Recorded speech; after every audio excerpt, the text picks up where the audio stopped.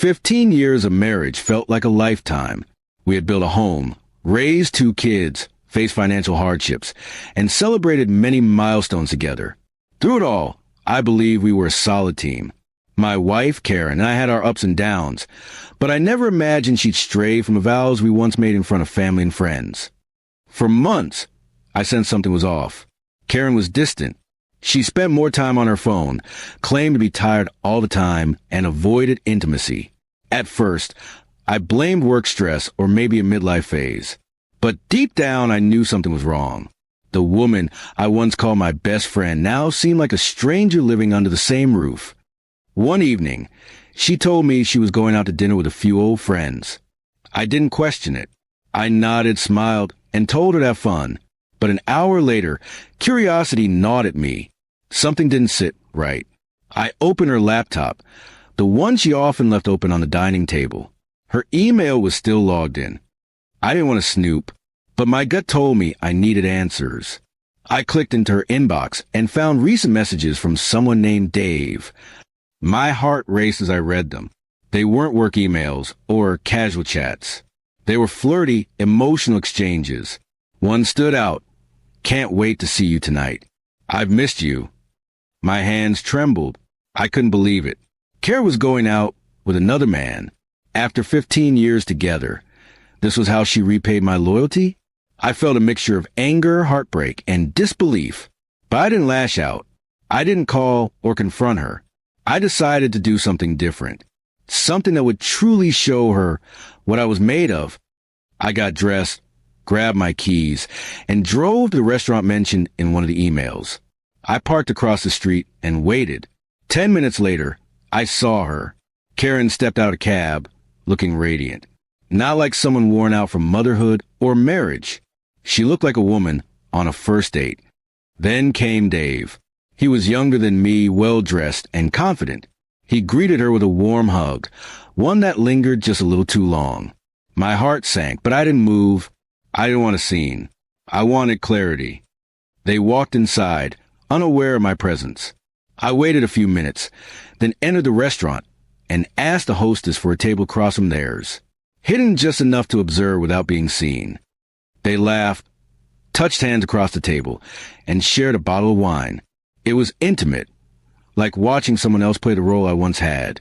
I felt like a ghost, invisible to the life I helped create. But instead of storming in, I took a deep breath and left. I went home and began packing my things. I didn't want to scream or accuse. I wanted her to see the consequences of her betrayal without me having to say a word. By the time she returned, I was almost done. She walked in, surprised to see the living room half empty. "What's going on?" she asked, confused. I looked at her calmly and said, "I know about Dave. I saw you tonight. I didn't interrupt because I wanted you to enjoy your evening. But now it's time for me to go." Her face went pale. "You followed me?" "No," I replied. "I read your emails. I confirmed the truth. Then I went to see it with my own eyes. I didn't cause a scene. I wanted you to have your moment before I took mine." Tears welled in her eyes. "It's not what you think." "Karen," I interrupted. "Don't insult me further. I saw everything. I don't need your explanations." She begged me to stay, saying it was a mistake, a temporary lapse in judgment. But I remained calm. "You had choices and you made them. Now I'm making mine." I moved into a hotel that night.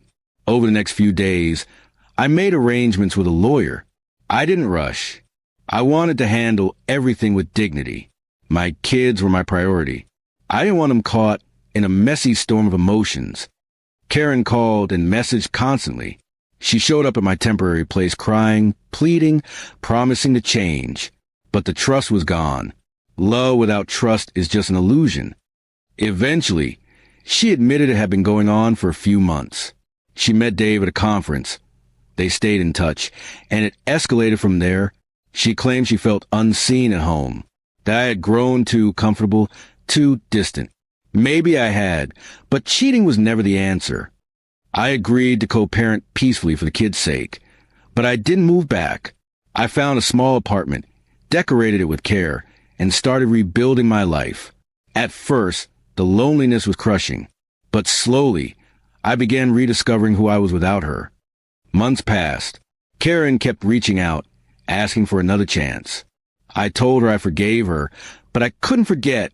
We had shared 15 years. But trust once shattered can't be pieced back the same way. I started therapy, focused on my health, and even joined a hiking group. I met new people, made new memories, and allowed myself to heal. Eventually, I realized that Karen's betrayal was a painful blessing. It forced me to grow, to reflect, to find strength I never knew I had. Now, when I look back, I don't feel anger. I feel peace. Because I didn't lose myself in the chaos. I stayed calm, chose dignity, and walked away on my own terms. And that, more than anything, is what shocked her the most.